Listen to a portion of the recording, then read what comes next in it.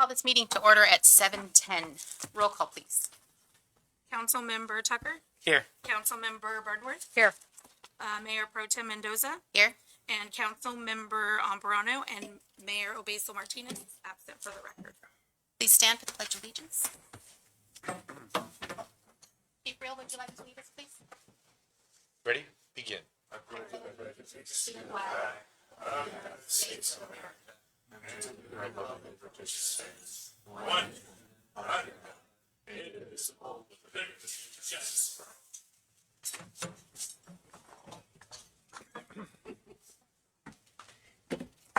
Are there any adjustments to the agenda?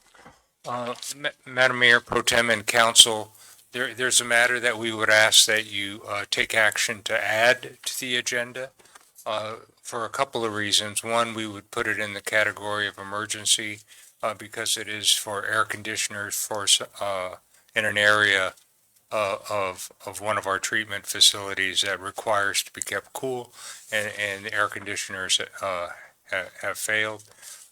And so we would ask that you make a motion, and I think because there are only three of you, I think it would require a unanimous vote to add it to the agenda as item D5 to replace air conditioner.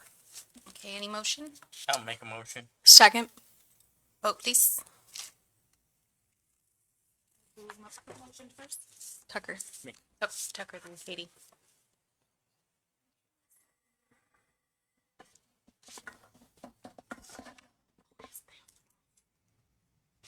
Nope.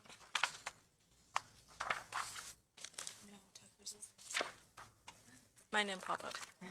For the audience, we just got new equipment over the last month, so the slowness might just be tied to our really good but new equipment.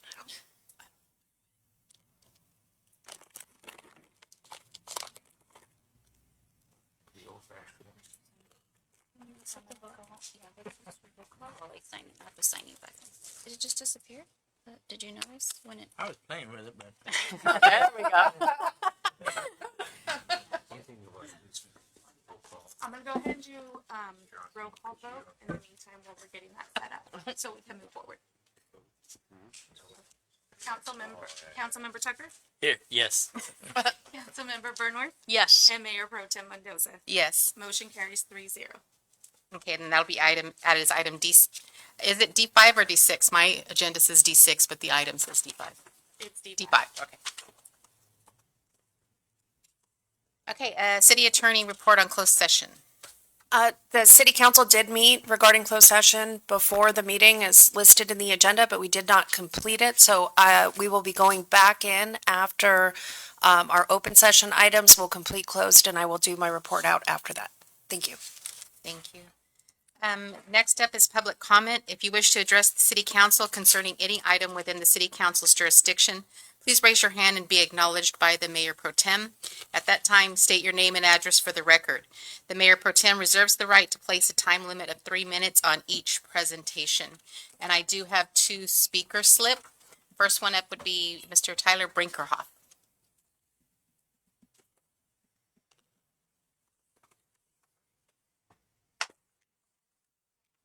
Mayor and council members and general public, thank you for allowing me to come before you. As was stated, my name is Tyler Brinkerhoff, and I am representing the Imperial Valley Chamber Foundation. They were granted a grant to be able to promote public information regarding Lithium Valley and the specific plan draft and program environmental impact report. And I will read about Lithium Valley here. It's an initiative of the County of Imperial, located in the northern region of the county near the Salton Sea, with the city of Calipatria as the nearest incorporated city, spanning approximately 51,000 acres of unincorporated county land. The area is guided by two draft planning documents released by Imperial County. The draft Lithium Valley Specific Plan, which establishes a long-term framework for geothermal energy, lithium production, manufacturing, infrastructure, and conservation through land use and zoning policies, and the Draft Program Environmental Impact Report, PEIR, which evaluates potential environmental impacts, identifies mitigation measures, and supports future development by addressing issues such as air quality, water, transportation, and biological and cultural responses. These documents are currently in their draft form, and public comment ended in March. However, with this draft, the comments will be added and future drafts will receive future comments from the general public. And these documents are found at imperialcounty.org/, LVSPPEIR. And those are available so that the public can be able to learn more about the vision of what and the potential to be developed up in that area, as well as the environmental impacts. So that is the SparkNotes version of that 800-page document that's available online. So I'd just like to share that. Thank you, Mr. Brinkhoff. Thank you. Okay, next up I have Jake Tyson.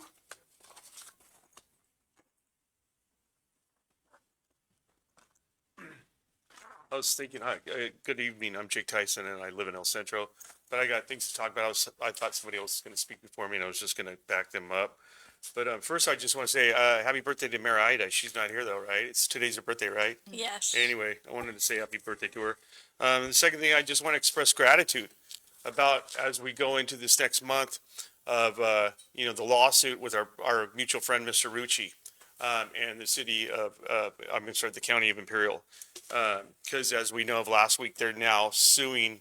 Rucci's leading the lawsuit, suing the county of Imperial and the Register of Voters for a ballot initiative that I helped put forward. So he's not only trying to squash my voice, which I'm here to prove it's not happening, but he's also trying to squash the will of the people at the voting booth. And I'm finding out as of this next Tuesday, there's going to be something at the Planning Commission regarding CEQA updates.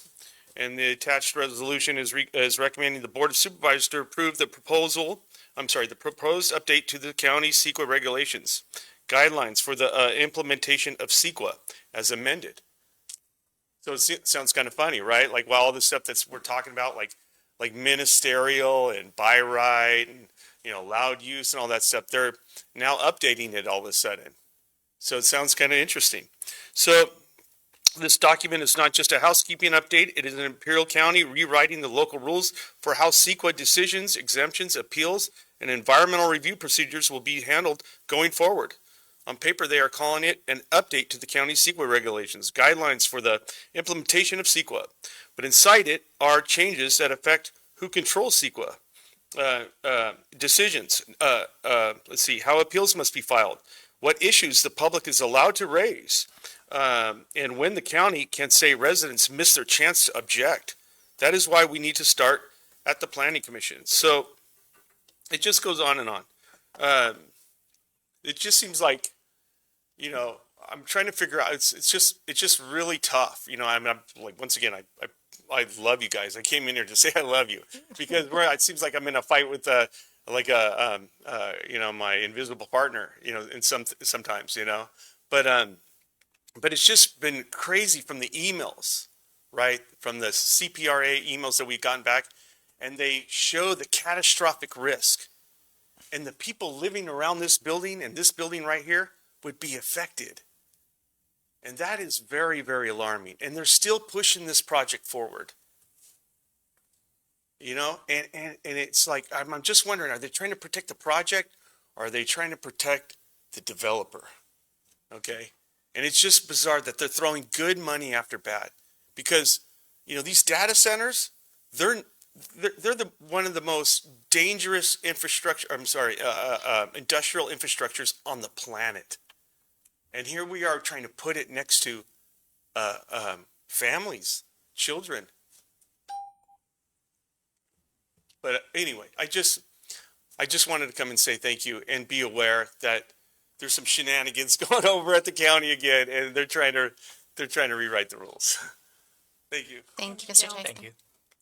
Is there anyone else that wishes to speak? City Clerk, did we receive any comments online?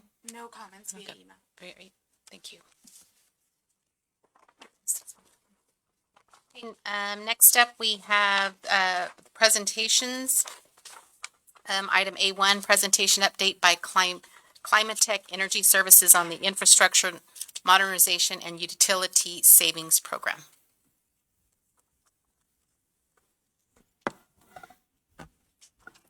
Good evening, Mayor Pro Tem Mendoza, members of council, City Manager Morita, members of staff, and the community. Thank you for having us here tonight and fitting us on your agenda to give an update on the Energy Modernization Program that we've been developing in collaboration with staff over the last 6 months.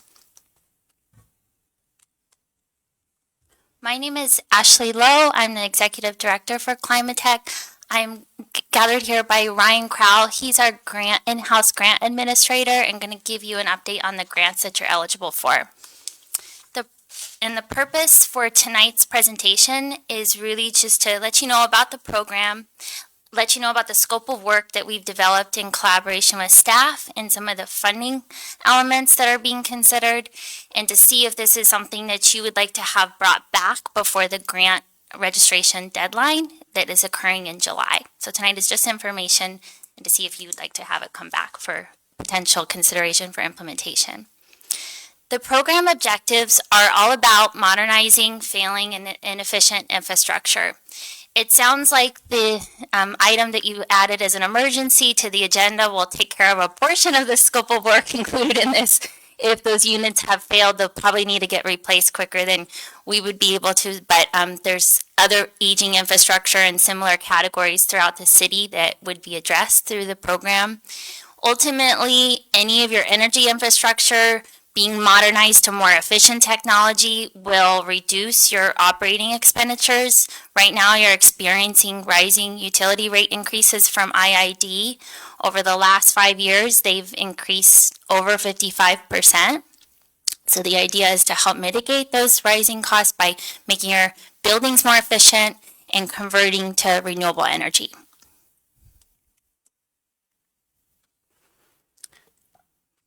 Last summer, the city did an RFP to select an energy services provider that specializes in doing project development, implementation, and grant funding assistance for these types of programs. This is administered under what's called Government Code 4217 that requires savings generated by the program to pay for the cost of the improvement. So that was the intent of the RFP that the city put out.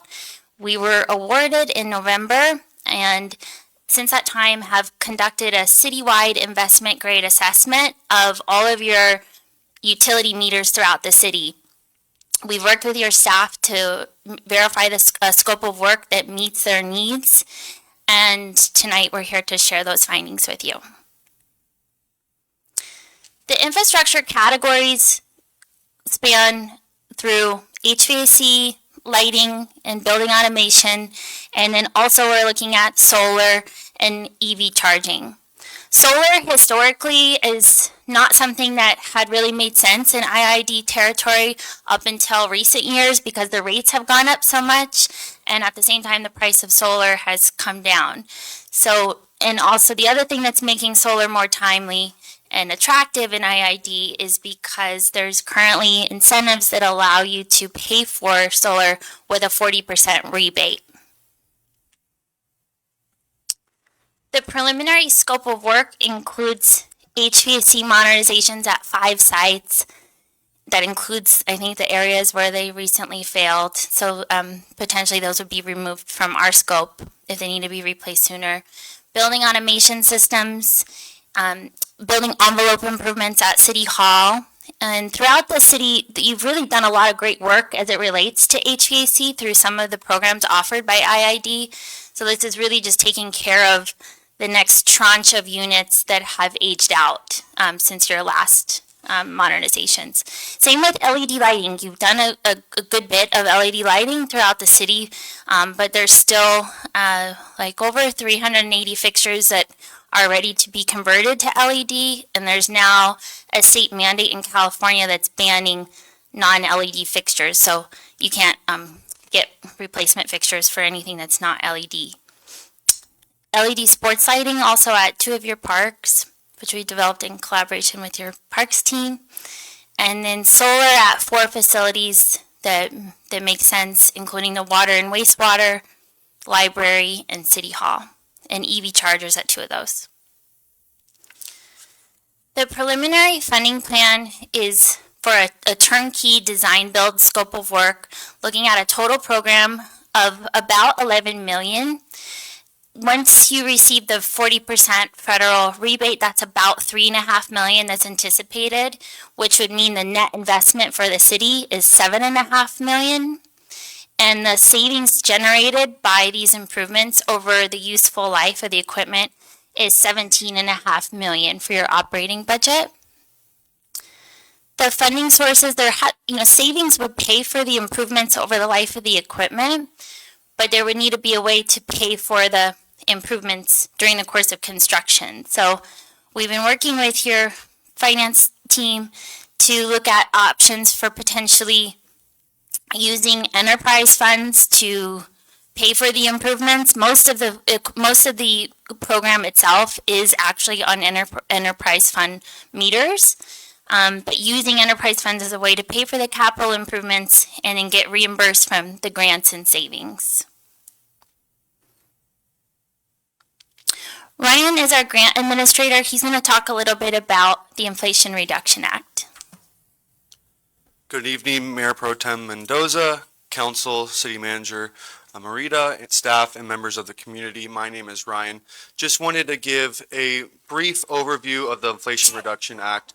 A lot changed in the past year when the new administration signed the One Big Beautiful Bill Act in 2025. That put 2 big deadlines on the incentives.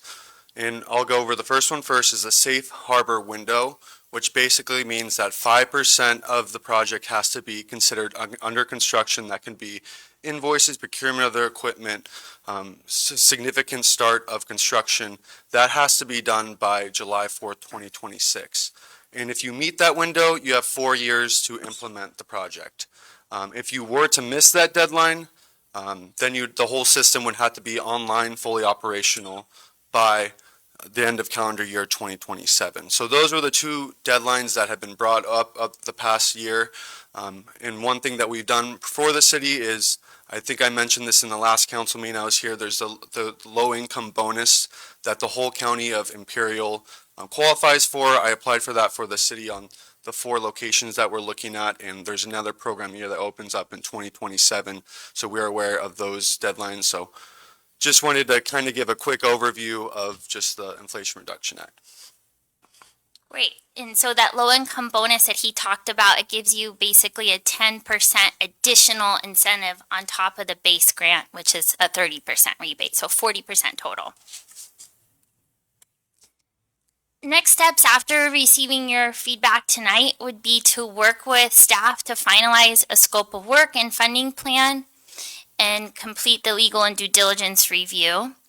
Potential action could come back, the earliest would be June 17th, and that's really going to be the earliest and the latest that would work in order to meet that safe harbor deadline for July 4th. If you don't meet that July 4th deadline, you still have, like Ryan said, the ability to go out to the incentives if you get the systems fully online by the end of 2027.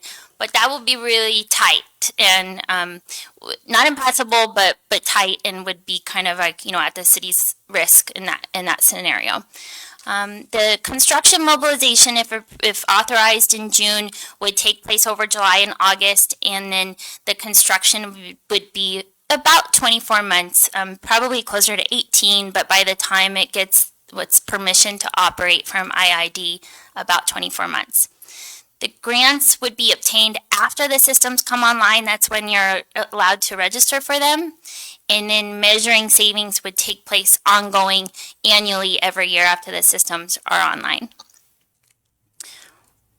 we'll open it up for questions. That was a lot of information and a brief summary, so I'm happy to dive into anything that you want to talk about. You were saying that the grant application comes after, so we have a risk in there. What if we're not approved for funding? The Inflation Reduction Act, the funding is there, and as long as you meet that threshold deadline, then you are, from what we have seen, the money is there and they can't claw it back. It's already being administered by the IRS. The initial part that Ryan registered for, that 10% bonus, you have to register before you start construction, and the other ones you apply for once it's actually considered online and operating. So far, for all of the applications we've seen, we do dozens of these projects throughout Southern California and scores throughout all of California for public agencies, and we have seen that when systems come online, they're getting their funds, and it's actually been a functional program. But I do believe that that deadline that's pending is real. And I can touch on quickly for the low income bonus. I looked on the IRS website before this, and they still have that portal opening till 2032. So it's on the IRS website too for the low income bonus. I made sure to check that before. So Do we have any other questions? No, it's very informative, but we'll have to meet with the staff and go over it and figure out what we want to do. Thank you, though. Thank you. Thank you for your time. Thank you. Thank you. Okay, moving on to the consent agenda. All items appearing under the consent agenda will be acted upon by the city council with one motion without discussion. Should any council member or other person request that any item be considered separately, that item will then be taken up at the time as determined by the mayor pro tem. And I do believe we have one item that needs to be pulled from the warrants, the section B1. Do you have the number of the item?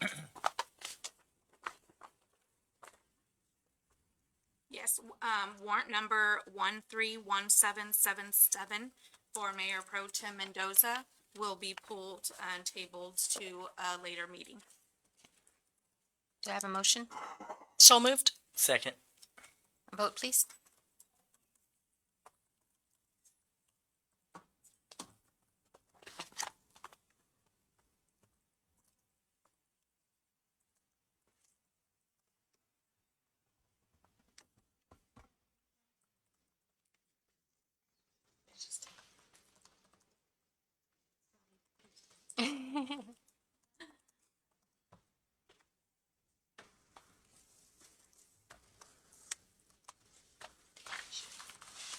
For what it's worth, the system is really nice. It's just apparently loading a little slow tonight.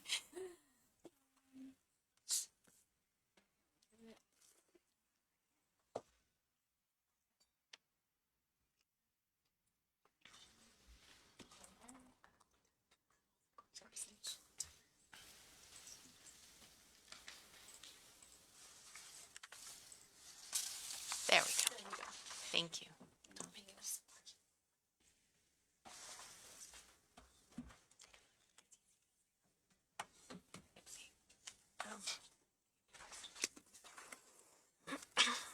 Motion carries 3-0. Thank you. Moving on to public hearing, item C1, an annual public hearing regarding City of Imperial vacancies, recruitment, and retention efforts. A presentation by our wonderful HR manager, Kristen Smith. Thank you.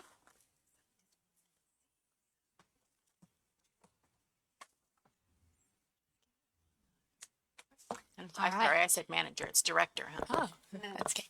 Thank you very much. Good evening. Tonight we are here to provide the public hearing for the AB 2561 annual reporting on vacancies and recruitment efforts.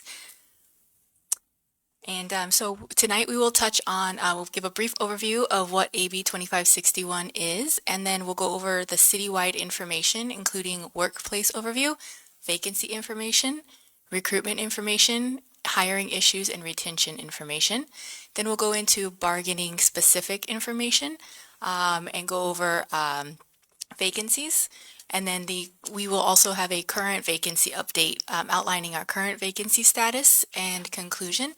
Once we conclude our initial presentation, there is an opportunity for labor to provide presentations as well. However, we have not had any requests for those presentations tonight. And then we will have an opportunity for city council questions and then final comments and any public comment after that. And if I could stop you just for a second, because this is a public hearing, I'd like to open up the public hearing officially. Perfect, thanks. Okay, good. Good. Okay, so effective January 1st of 2025, Government Code Section 3502.3 was added to the Meyer-Milius-Brown Act, requiring public agencies to track and report job vacancy data on an annual basis. And the goal is to ensure that agencies are fully staffed to protect public service and employee well-being. And this matters because high employee vacancy rates contribute to negative impacts on the public service delivery to citizens and increased workloads for public sector staff, leading to burnout and increased turnover. The purpose of AB 2561 is that it requires an annual public hearing before budget adoption, and it invites input from recognized bargaining units during the public hearing. We have two units of bargaining units in our city, and that would be Teamsters Local Union 542 and the Imperial Police Officers Association, or IPOA. We did provide notice on April 22nd to the organizations, and then we also posted this hearing publicly on our website and at the City Hall board as well. So our obligations under AB 2561 is, again, that we will present an annual hearing before the governing board at least once per fiscal year, and that we need to go over the status of vacancies, recruitment and retention efforts, and any necessary changes to policies, procedures, and recruitment activities that may lead to obstacles in the hiring process. Again, the presentation is made prior to the adoption of our final budget for the year, and if the vacancy rate is at least 20% in any bargaining unit, we have additional obligations for reporting.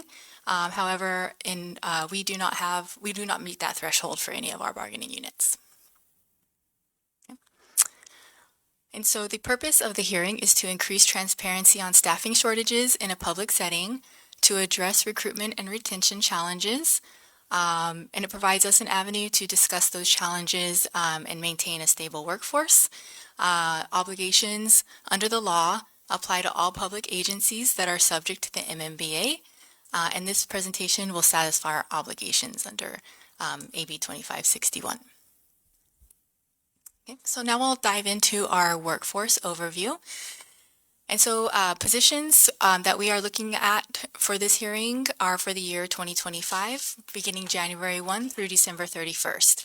Our total budgeted authorized full-time positions for the year is 127, and our overall vacancy rate was 6.3%, with IPOA's vacancy rate at 3.6%, the Teamsters vacancy rate at 6.7%, and MSPC unrepresented at 8.6%. Again, none of those groups meet or exceed the 20% vacancy threshold. And out of our employees, our represented employees, we have 89 employees under labor contracts. 60 of those employees are covered under Teamsters, and we have 28 employees under IPOA. And so this slide here goes over our monthly vacancy information. It outlines per month the number of vacancies that were created, the number of vacancies filled, the number of remaining vacancies at the end of the month, and the total number of budgeted FTEs for that month. You'll see in May that we added one new budgeted position, and then we added 4 additional budgeted positions during the budget process last year in June, bringing our total allocations up to 127. And then our average vacancies for the end of each month was 8.4%, with our highest month being 13.4% in July due to the added new funded vacancies, and then the lowest percentage being 3.3% in March. And so our recruitment process, let's see. Sorry about that. So our recruitment process starts off when a vacancy is created, and those vacancies can be created through voluntary separation, retirement, involuntary separation, internal movement, or newly budgeted positions. And whenever there's a vacancy, we have a recruitment review, and the department head then submits a request to fill a vacancy to Human Resources. We determine the type of recruitment we would like to use to fill the position, which could include utilizing an existing eligibility list or ongoing recruitment, utilizing an external and internal recruitment, or an internal-only recruitment. For Teamsters classified positions, an internal recruitment is opened for a minimum period of 1 week prior to opening that recruitment out to the public, as stipulated under the current Teamsters MOU. We post our job openings and recruitments on our city website and through our neogov.governmentjobs.com and on our social media platforms. And the city uses NeoGov to track and store recruitments and applications, ensuring a systematic process. And then for the screening process, HR conducts an initial screening of the applications, and then we pass those applications on to the department heads to do a subject matter expert review as well. And then we determine how we want to proceed with the interviews. Department heads do select the panel and the rating questions from a series of questions that are provided to them by HR. And then HR reviews the final questions and approves the panel. And then for eligibility lists, applicants are placed, once they've completed the oral interview, they're placed on an eligibility list that can be utilized at the request of the department for up to 1 year. Candidates selections, HR recommends that the department heads select the top candidate on the eligibility list, but they do have the discretion to select from the top 3 applicants. And then a conditional offer is made to the applicant selected by the department head. And then we do a background screening process after the conditional offer. And once they have completed the screening process, we schedule an employment start date for them. And this entire process from start to finish takes an average of 102 days for existing and ongoing recruitments. So in 2025, we had 36 vacancies, and 4 of those positions were filled through existing eligibility lists and ongoing recruitments. And that was 102 days to fill those positions with background clearances and everything. The number of positions filled by external and internal recruitment was 27. And that takes approximately 128 days to fill those positions. And then our internal only recruitments, we filled 5 positions, and that took approximately 134 days to fill those positions. Our recruitment applications that we received in 2025, we had 27 full-time recruitments and 9 part-time seasonal recruitments. We received a total of 2,472 applications for employment. 2,083 of those applications were received for full-time, and 389 applications for part-time and seasonal. And the average number of applications received per job was 65. And just to mention, in 2024, we received 1,485 applications, so we received an additional 987 applications for review this year.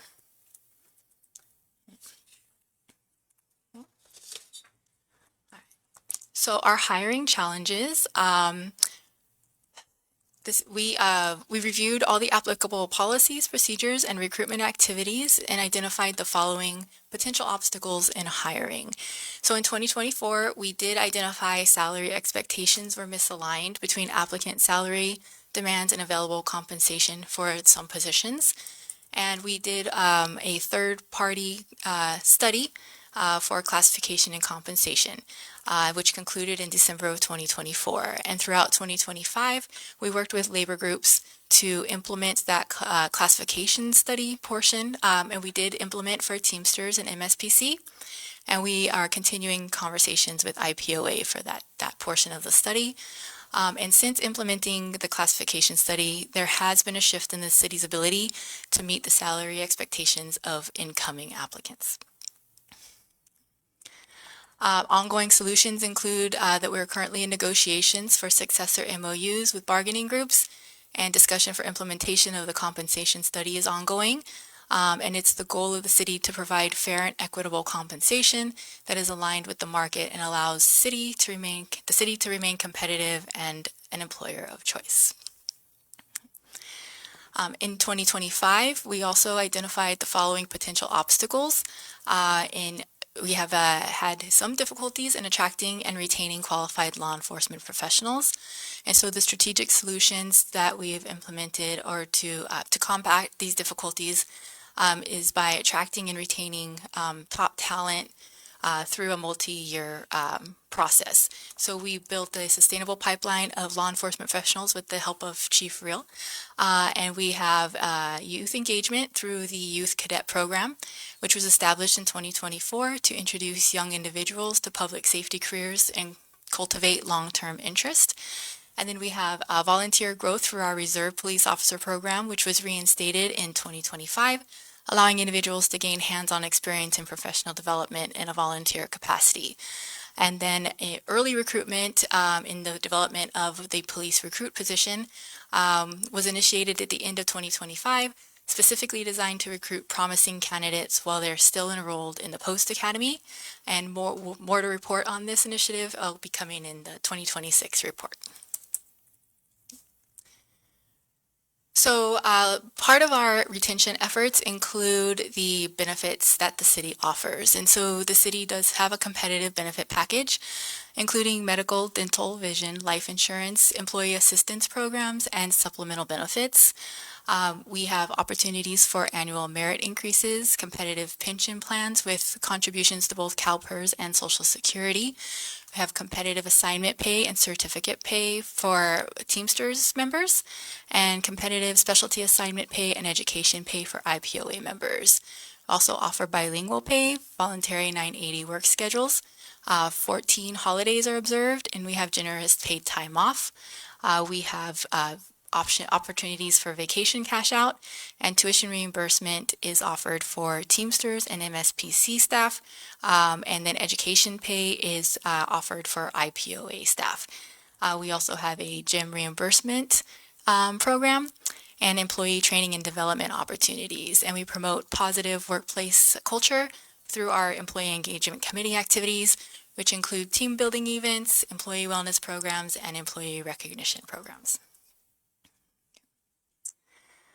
And so for 2025, our retention statistics, we had 30 vacancies overall, and that comes to a 9% annual staff turnover rate. Out of those 30 vacancies, 5 of those were because of a newly budgeted position, which accounts for 17%. Internal promotion and internal transfers accounts for 33%. Retirement or involuntary separations account for 10%, and voluntary separations accounts for 40%.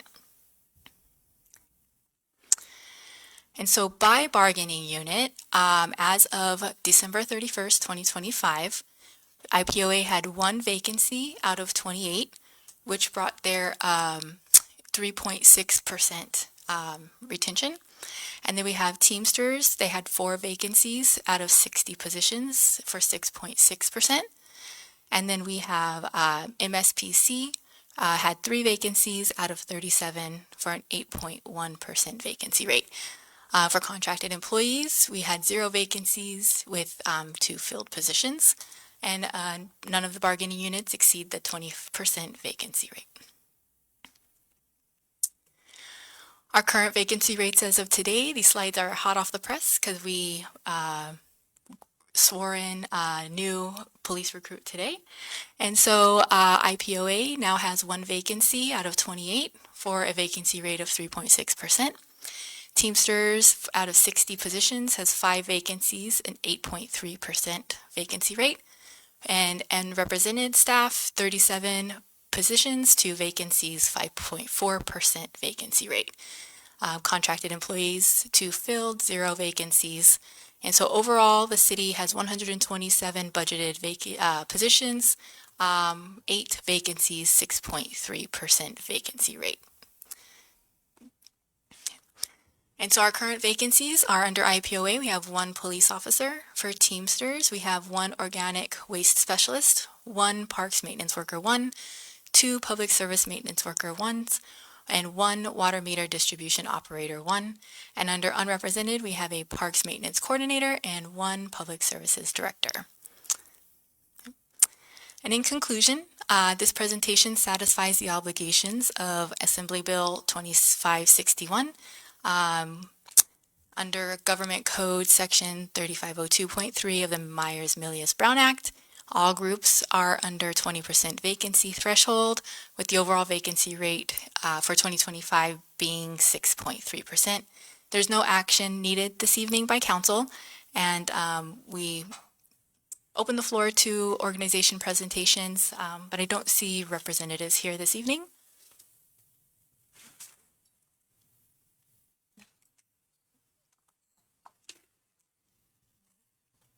Chief? He's not the representative. Oh, that's true. He can't bargain.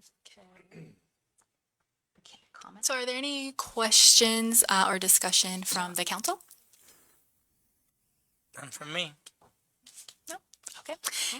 All right. So then in conclusion, I thank you for your attention this evening. And I would just like to say that the city successfully maintained a low overall vacancy rate over the past 2 years. We had a rate of 6.7% in 2024 and now 6.3% in 2025. And so these figures demonstrate our success in remaining competitive within the market while actively recruiting and retaining a talented workforce. And it is our primary goal to build upon this momentum and ensure the city remains an employer of choice for years to come. Thank you, and I'll close the public hearing at 7:52. Thank you. Thank you. Thank you.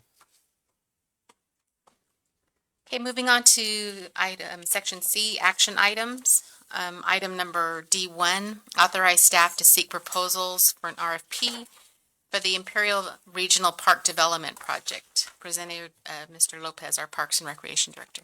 Good evening, Mayor Pro Tem, members of the council.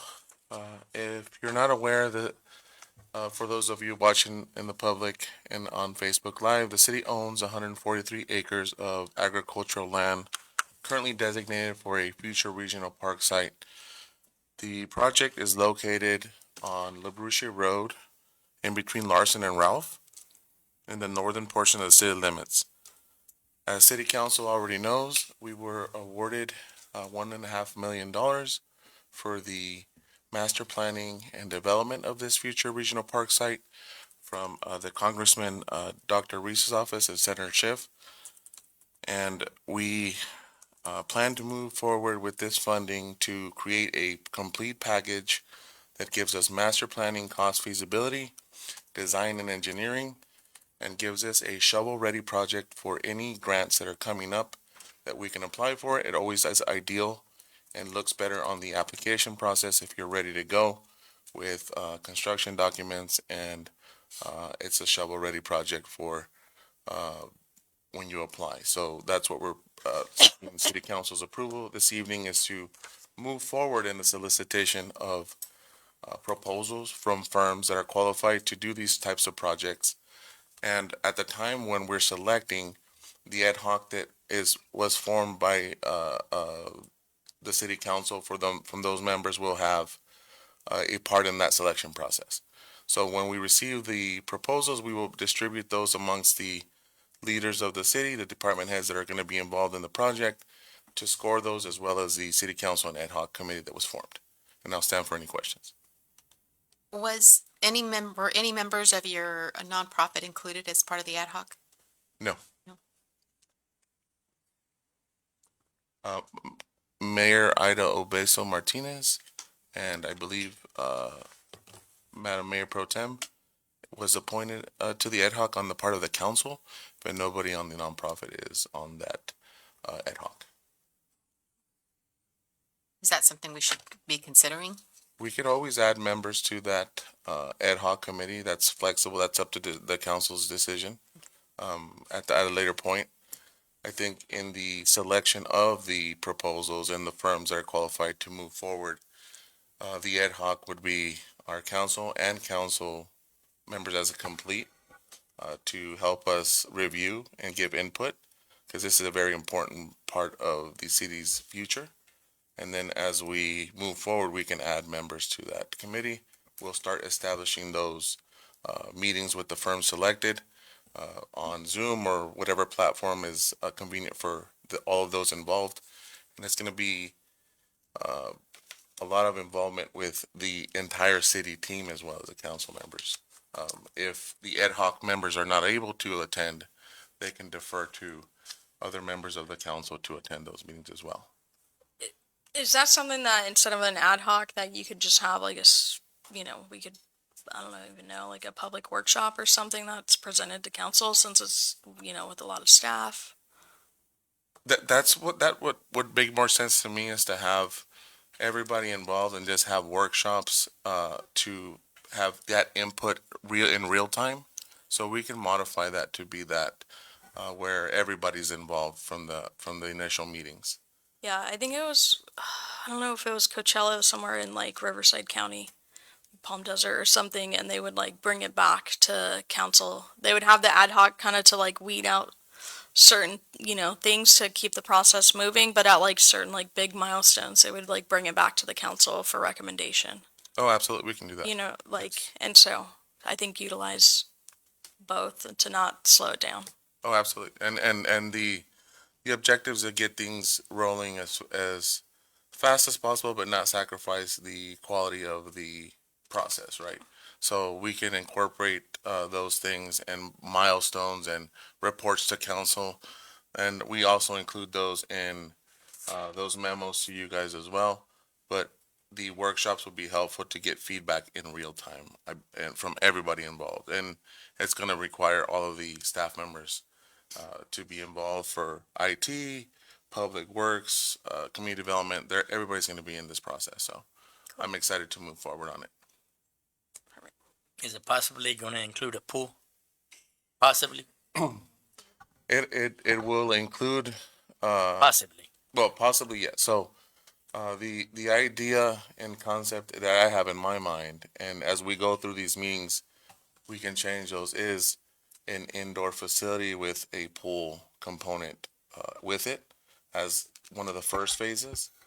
But it's all about what we can afford. The grants we get. Yes. And this process, having these design, cost feasibility, and sustainability studies done, will allow us to apply with this as a complete package versus a conceptual, which is most of the time what people apply with is a very preliminary conceptual plan, not something as extensive as this would be. It's turnkey. Yes. So I'm just, I was gonna say, if I could add just a couple comments. While we all love the idea of a pool, we definitely need to really look into that. Having built one before for a city government, it is not cheap, not even just to build it, but to operate them. They are incredibly expensive to operate, especially depending on what you put in it, but they are very expensive. So that's something that before we would consider that, you're going to have a task on hand to bring to council what it's would cost to operate it. And I believe, as you all already know, that's one of the most important components of planning something on this scale, is how do we pay for it? How do we sustainability over time, so that we don't run into those issues where we can't maintain after we applied for a $40 million grant. Hopefully we got awarded for it and now we can't pay for it to keep it up over time. So very important part of the process. yeah. And just as a footnote, I was able, along with our assistant, the city manager Garcia, and Mayor Idaho Beso Martinez, we went to Washington DC and we actually met with Congressman Ruiz. We were very appreciative to both him and Senator Schiff for the funding opportunity. But we did get comment directly from Ruiz that, they got us the funding for the planning. Now we need to really put in our work to find the funding to build it. He says, we don't want to be giving money just for a plan. We want to know that this plan is going to happen. So it's now comes down to council and staff to really start putting it out and, finding the funding for it. Because no, it's not just for Congressman Ruiz, it's for our community, but he did make it very clear he wants to make sure this gets funded and built, not just a plan. So that's your. No. Yeah. And if I may just add to that, and correct me if I'm wrong, but this study would also include a feasibility study, which would help us determine ways to generate funding to, operate itself. Perfect. Different projects like tournaments of different types of sports and that type of stuff that could really help us not rely on general fund to fund it. No, that's great. I think there's, to Council or Mayor Pro Tem Mendoza's comment, I think there's always a lot of grants and a lot of funding for capital projects, right? But it's the O&M that gets it. So, but good work on this, Tony. I'm really excited to see this move forward. And with that, I'll make a motion to approve. Second. I have a motion and a second. And vote, please.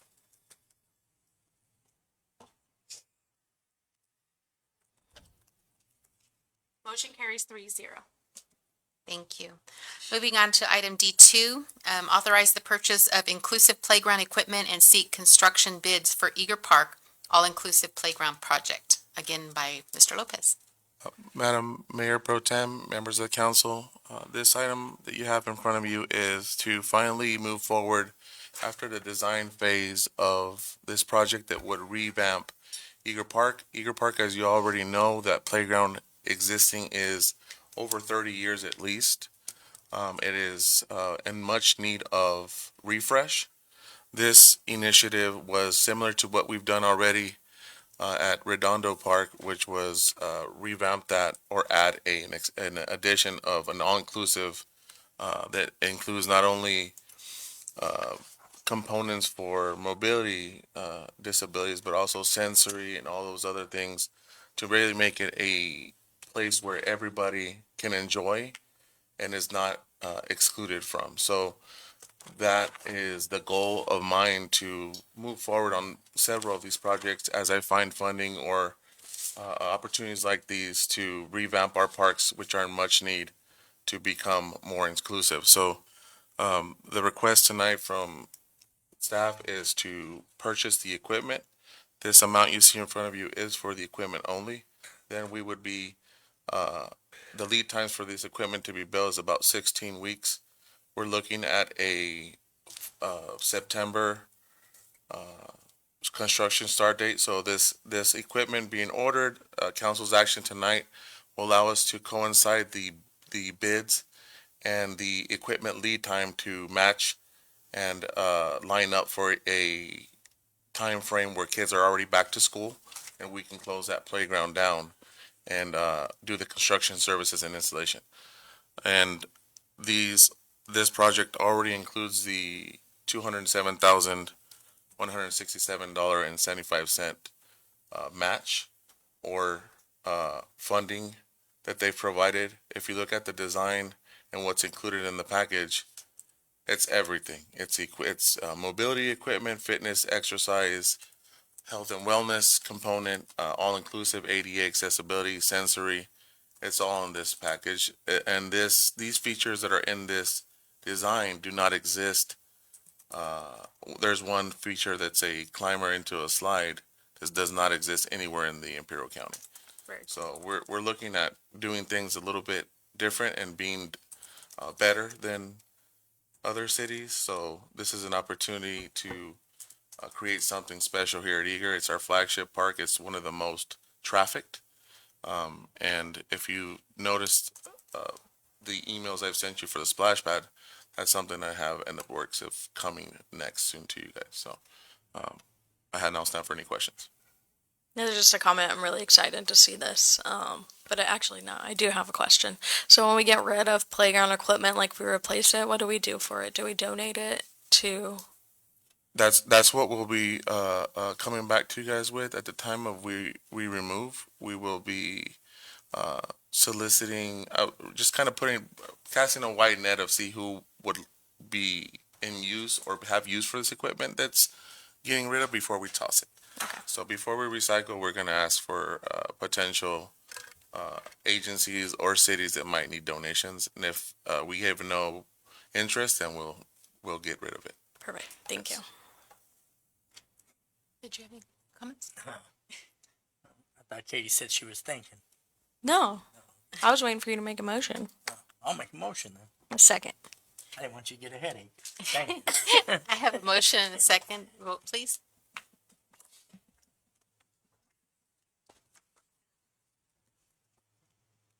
Motion carries 3-0. Thank you. Moving on to item D3, award construction contract for wastewater treatment plant demolition project. Bid number 2025-19, CIP 849 by our interim public services director, Janelle Guerrera. Mayor Pro Tem Mendoza, council members, the item you have in front of you is to award a construction contract for the wastewater treatment plant demo project. We had gotten authorization from council to go ahead and rebid this item on March 18th because we were changing the scope and we wanted to bring the cost down so it'd be more feasible for the city. We issued the notice inviting bids and we published it on the website as well as the Hopeville Tribune to meet the public contract code requirements. And we opened bids on the 16th. We got 5 bids with Willock Contracting coming in at $602,977. We did a full review of the bids that were received. They are responsive, they are the lowest and their most responsible bidder. They met all the criteria, they have all their contract licenses and DIRs in place. So the department recommends for a contract award to Willock in that amount. And in addition, I just want to add that their actual bid price came in under our engineer's estimated price. So I'll stand for any questions. Any questions? Long overdue, but I'll make a motion. Second. I have a motion and a second. Please vote. We're moving along, right along, Madam City Clerk. That's it. Motion carries 3-0. Perfect. Moving on to item D4, authorize the surplus of the Imperial Police Department's 2014 Chevy Silverado and approve its donation to the Imperial Valley College Public Safety Academy. Presentation by Chief Aaron Wheel. Yes, Mayor Pro Tem Mendoza, if I could spit that one out, and council members, we're looking to get rid of a vehicle that has served its long and illustrious life in law enforcement and has outlived its life as an emergency vehicle. Although it still has relatively low mileage, it can no longer safely serve its purposes as an emergency vehicle. It's gone through 4 different iterations of what it's been dedicated to, and recently, during a meeting with the IVC public safety staff, there was an appeal to the agencies to see if they had any vehicles that they would be willing to donate for their public safety program to help augment their training purposes. And we're looking to volunteer up Unit 435, which is the last remaining pickup truck in our fleet, to be donated to the IVC program. Was this vehicle offered up to the departments in the city in case anybody? Yes, it was. Okay, perfect. Thank you. Any other questions? Why does it have such low miles? So its original iteration was an all-white canine vehicle that was assigned to the task force, and that's an as-needed basis as opposed to a patrol vehicle. And then it was repainted black and white, dedicated patrol. It has a ton of idle time on the engine as opposed to just actual mileage. There was a dual air conditioner. There's holes cut in it for the canine program, and lots of loving kisses in the back seat from the dog. But yeah, it's low mileage because it's idle time for the most part. Yeah. Okay, that makes sense. I'll make a motion Second. I have a motion and a second. Please vote. to approve. To approve, correct. Well, authorize. Motion carries 3-0. Okay, we're moving on to our added emergency item D5 to approve resolution ratifying emergency procurement and authorizing installation of a replacement air conditioning unit by Ms. Janelle Guerrero. Mayor Pro Tem Mendoza, council members, the item you have in front of you is requesting approval for an emergency installation of an air conditioning unit. We had a unit go down at the wastewater treatment plant that cools the MBR room, and that holds our SCADA. It has the IT server room, also feeds the laboratory as well as where the operators are. As of right now, we've been servicing that unit and over, and we can get it up and running, and then it fails, and that's because the unit itself was too small for the square footage that it's serving. It's a 2-ton. We're requesting to upgrade it to a 3-ton. Right now, we're keeping the area cool, at least with the mini split that's in there. We're having the door to the IT server room cracked open just so it can stay cool. But if we keep the system down, it is going to overheat and it can cause an issue to our overall operations for the wastewater plant. We at least attempted to get bids, or not bids, but at least request cost to see what we can do. We were able to get 2 costs. Imperial Valley Air Conditioning is providing $9,725, which is inclusive of at least the prevailing wage. They're going to code it with the right environmental coding, considering it's at the wastewater treatment plant, and we can have it in at least within the week of next week. There would have been a manufacturing delay or lead time on the equipment if we don't move on it, and that would push us out further. So we're requesting if we can bypass the whole competitive process, because this unit is critical for the wastewater treatment plant. So I have no issues with this. I just have a question, because this is only for $9,725. How come this has to come for council and it's not within the city manager's approval? I can, Yeah, I can answer. Sorry. no, in this particular situation, when it's urgency, it's our preference, and especially because it came up today. So although we do have the higher amount that can be done, we're waiving the typical requirements. And so for urgency items, if we have time to bring them to you, we do. Okay. Perfect. I just didn't want to slow you. I didn't want this to be, I was like, why are you having to come? And yeah, so I just, perfect. the other aspect for me is that it's Oh, yeah. and implicates prevailing wages. And so the action you take is really allowing the procurement without going to bid, right? And typically you have to publish in a paper and do all of that. So this addresses that issue. Yeah. Air conditioners are very important. So I'll make the motion to approve. Second. I have a motion and a second. Please vote to approve. It's going to be 111 on Tuesday. We need those ACs. Thank you. Motion carries 3-0. Next, we're moving on to reports. Let's start with Mr. Mora. I have nothing to add tonight. Ms. Guerrero? Nothing severely important to add, but I just want to say thank you to the groups that we have out there, our crews and public services. They've been out there making sure everything's taken care of for the city as much as they can.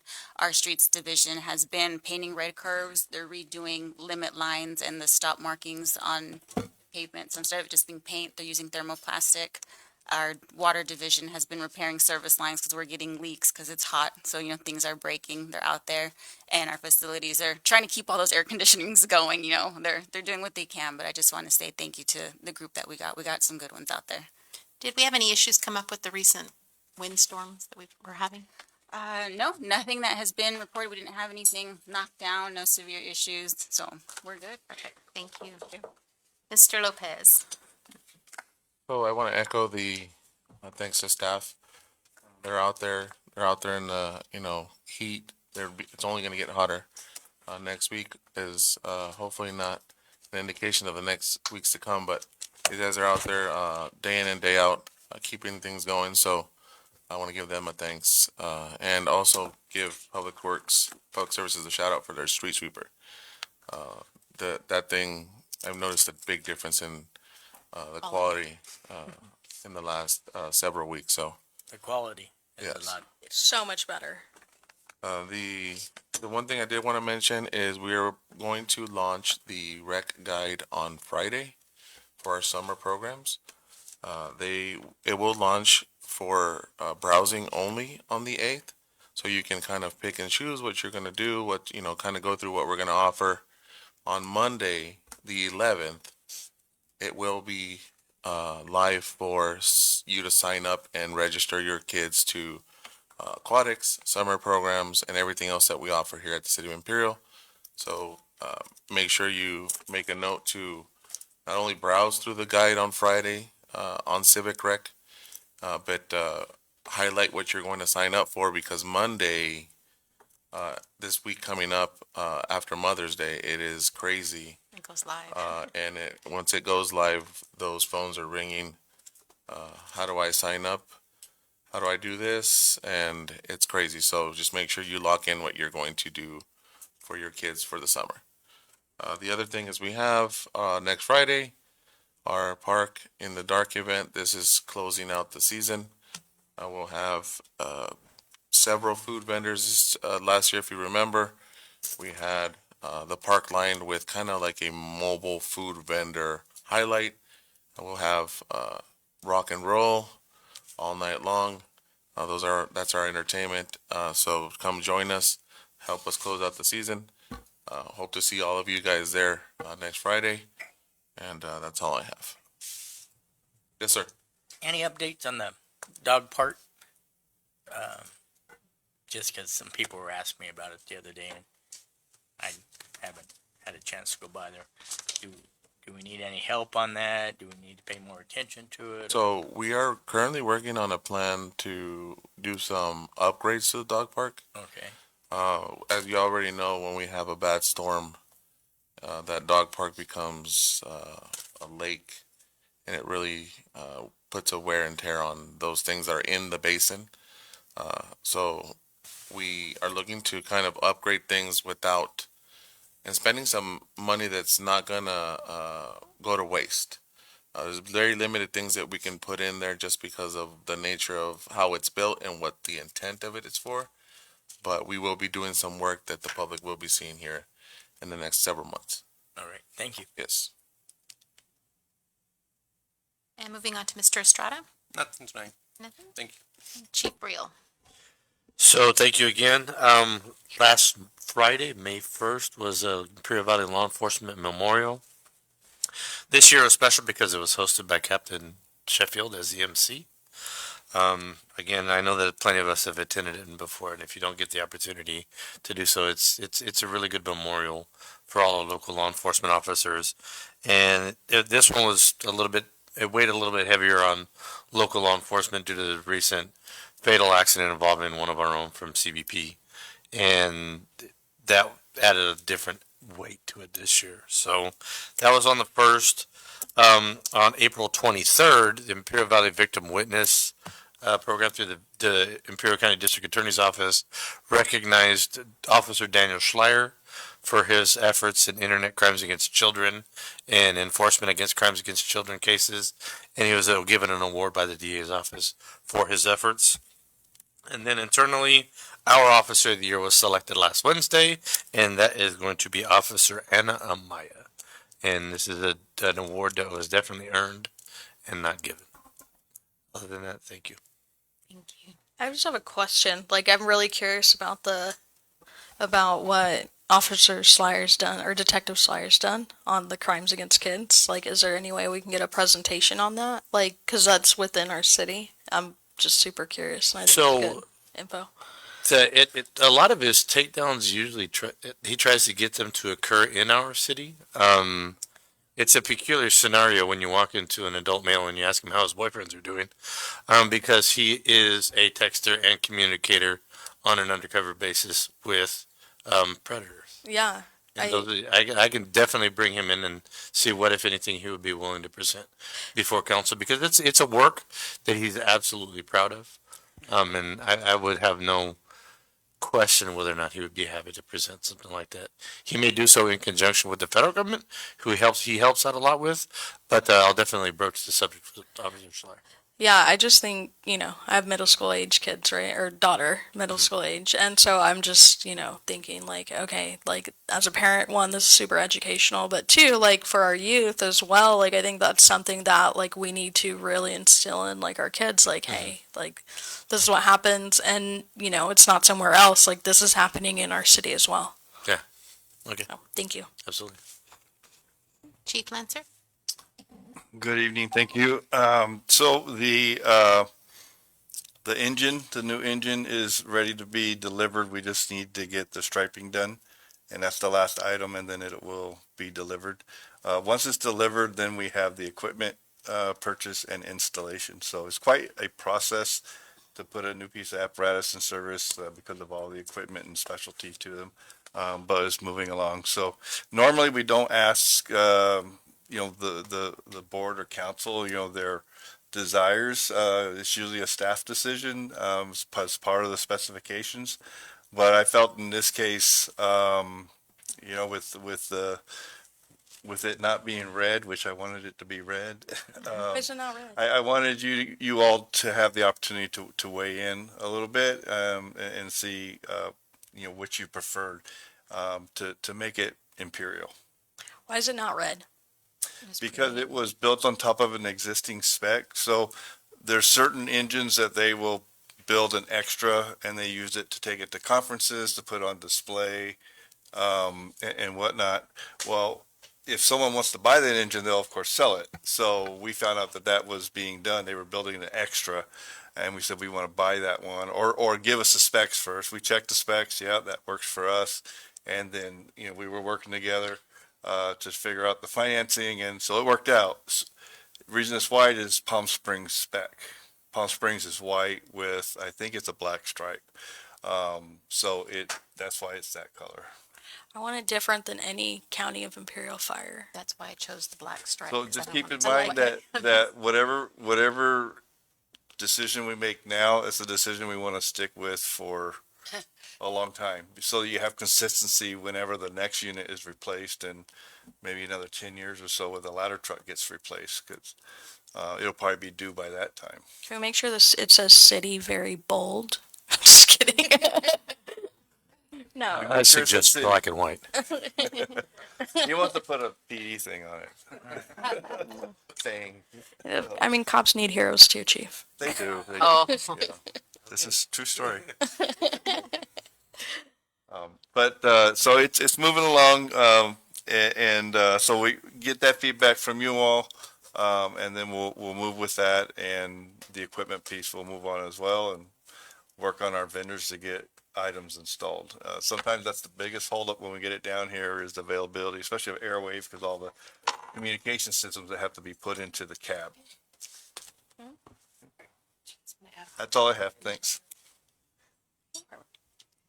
Mr. Manriquez. Let us pay for this one, then worry about the ladder. Cheap. Slow your roll, Chief. So, we still got 10 years of payment, so.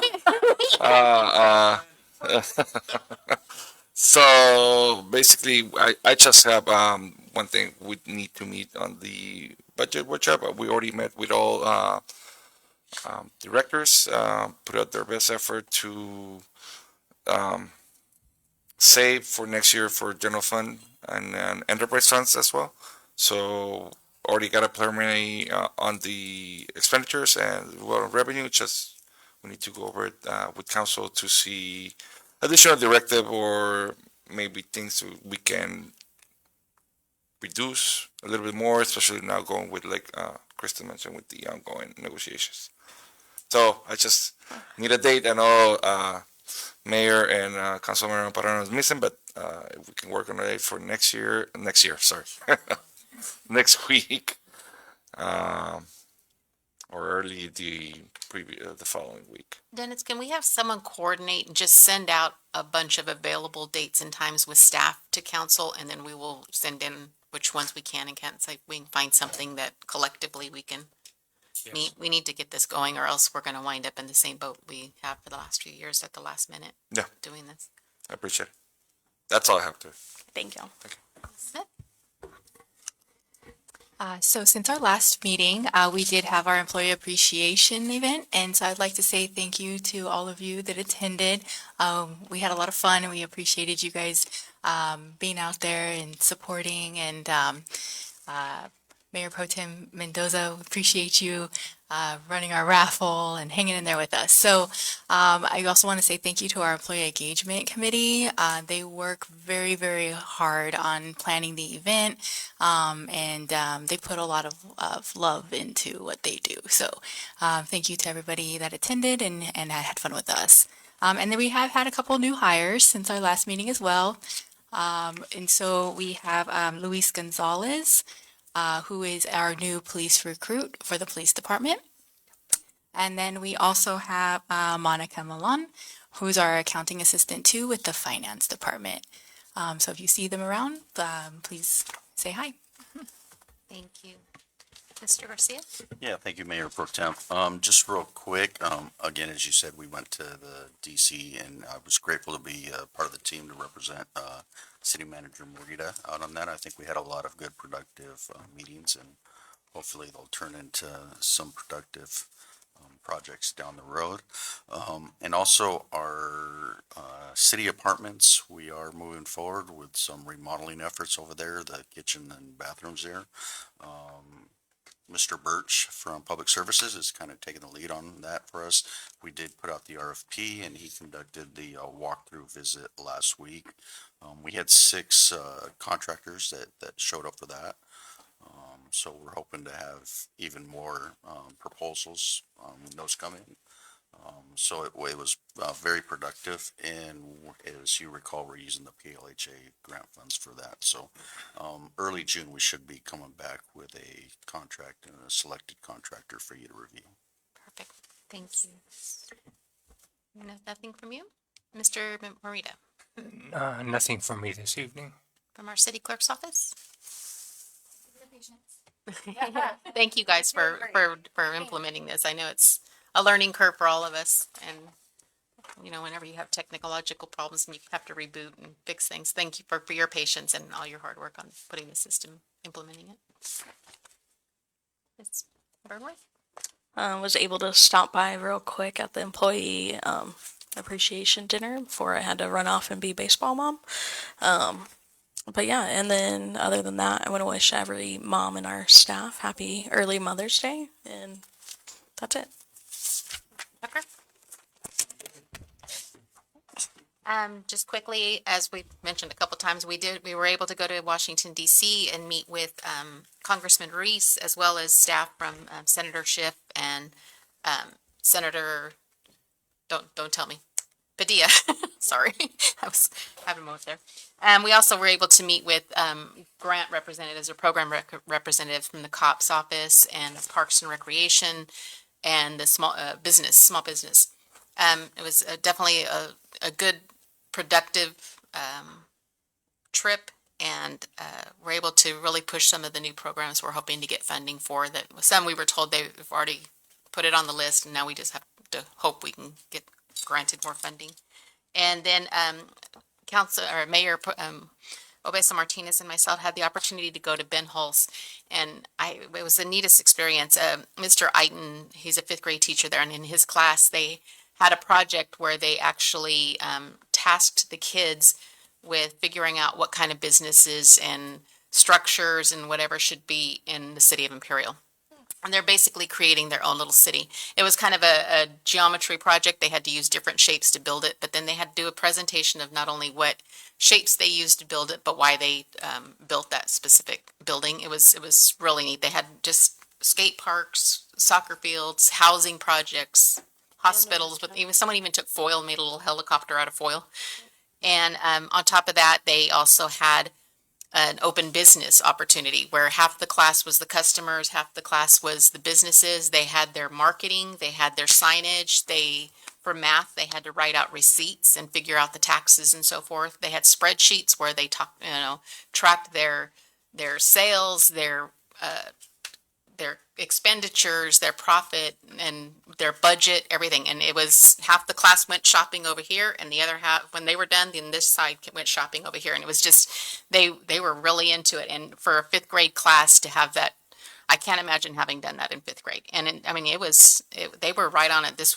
And at the end of the class, they had to report out how much they had made that day and what their current savings is. And it was a really neat opportunity. And they were all willing to talk and get up and talk to the mayor and myself, do presentations in front of the class. I just thought it was really good about getting them used to that whole public speaking thing. And that was just amazing to me. And again, thank you to our entire staff, employee appreciation. I was just so glad to be able to MC that and give out lots of raffle prizes. And thank you not only to the committee, but just to the entire staff as a whole for all of your hard work and everything that you do for our community. And as Councilmember Burnworth said, thank you to all the mamas, and have a wonderful weekend, and we will adjourn this meeting. Before, we'll go to closed Oh, session. sorry, then we're we'll not adjourn. adjourning, we're Yeah. going back to closed session. Thank you. Thank you.